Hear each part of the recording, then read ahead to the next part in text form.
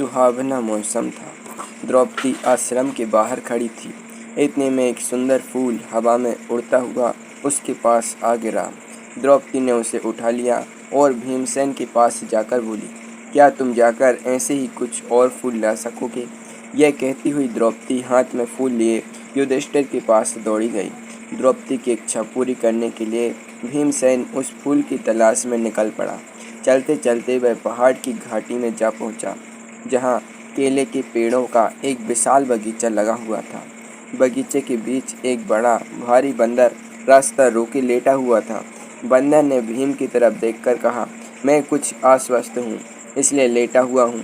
जरा आँख लगी थी तो तुमने आकर नींद खराब कर दी। मुझे क्यों जगाया तुमने?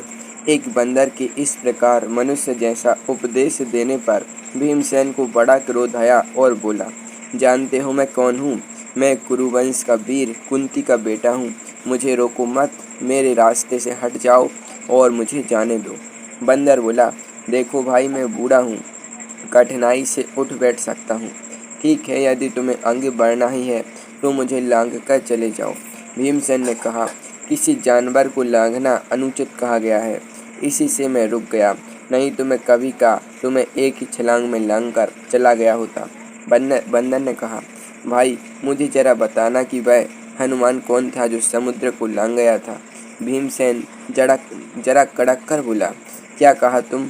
महावीर हनुमान को जानते हो? उठकर रास्ता दे दो, नाहक मृत्यु को न्योता मत दो। बंदर बड़ी करुणा स्वर में बोला, हे वीर, शांत हो जाओ, इतना क्रोध ना करो।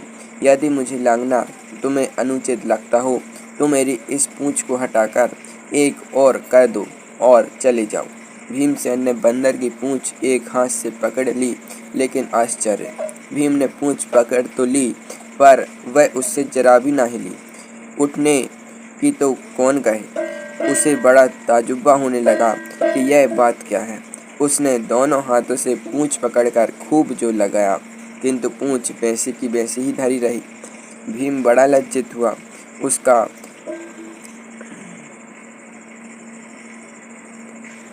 उसका घमंड चूर हो गया। उसे बड़ा विस्मय होने लगा कि मुझसे अधिक ताकतवर यह कौन है। भीम के मन में बलिष्ठों के लिए बड़ी श्रद्धा थी। वह नम्र हो गया, बोला, मुझे क्षमा करें, आप कौन हैं? हनुमान ने कहा, हे पांडुवीर, हनुमान मैं ही हूँ, वानर श्रेष्ठ। मुझसे बढ़कर भाग्यवान और कौन होगा जो मुझे आपके दर्शन प्राप्त हुए। कहकर भीमसेन ने हनुमान को दंडवत प्रणाम किया। मारुति ने आशीर्वाद देते हुए कहा, भीम, युद्ध के समय तुम्हारे भाई अर्जुन के रथ पर उड़ने वाली ध्वजा पर मैं विद्यमान रहूंगा। विजय तुम्हारी ही होगी।